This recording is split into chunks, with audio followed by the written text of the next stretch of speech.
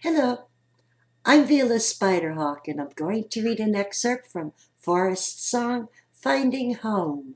This book is available for $2.99 at Amazon's Kindle store, at Barnes & Noble's Nook store, and at my website, www.vilaspiderhawk.com.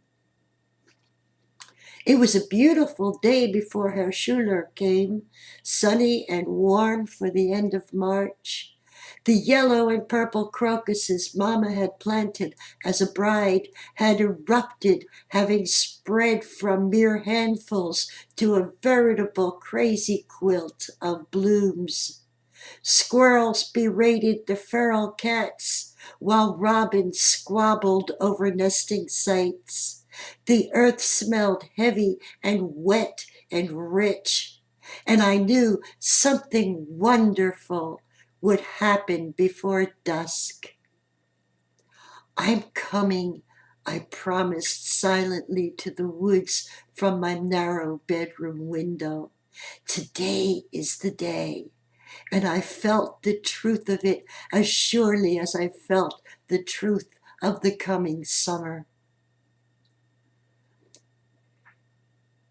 Herr Schuler arrived just after breakfast, his rickety wagon loaded with iron.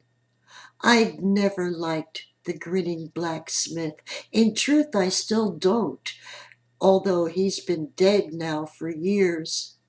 He looked at me in a way that made me ashamed, as if he could see through my clothes.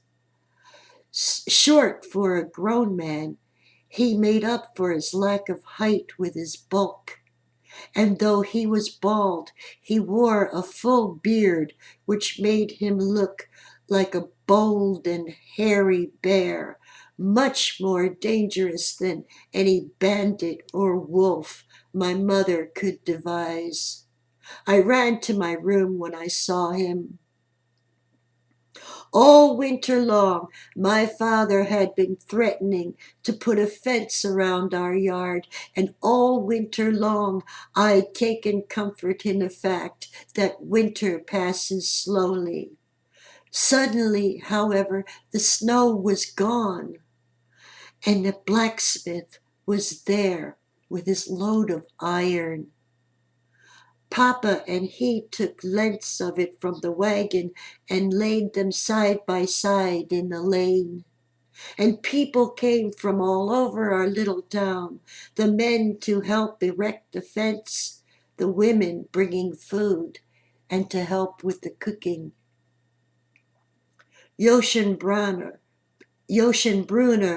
who lived on the farm next door, was there with his laughing, robust mother and his ruddy ox of a father.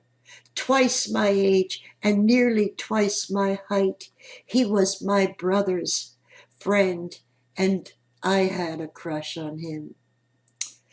A skinny boy with dusk-colored eyes and a broad face full of freckles, he was as beautiful as any god I could imagine. I adored his light brown hair, the way the ends curled up at the nape of his neck and bleached every summer to almost blonde.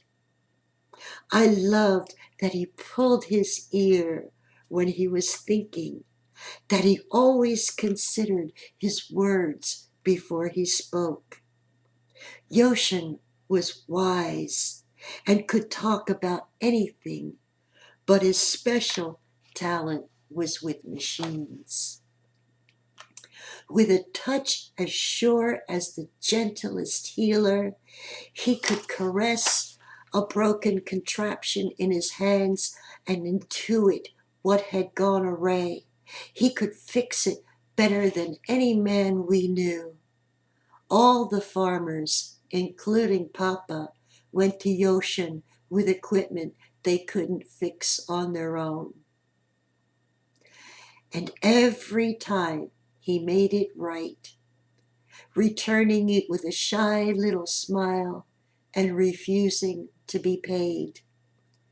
Yoshin worked for the love of machines, not for a financial reward. I was convinced that he knew all there was to know about how the universe worked. And he was kind to me, much kinder than most boys, so I fostered a fantasy that he had a crush on me too.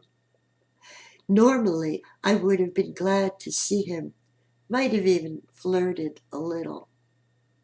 But I did not want to see him that day.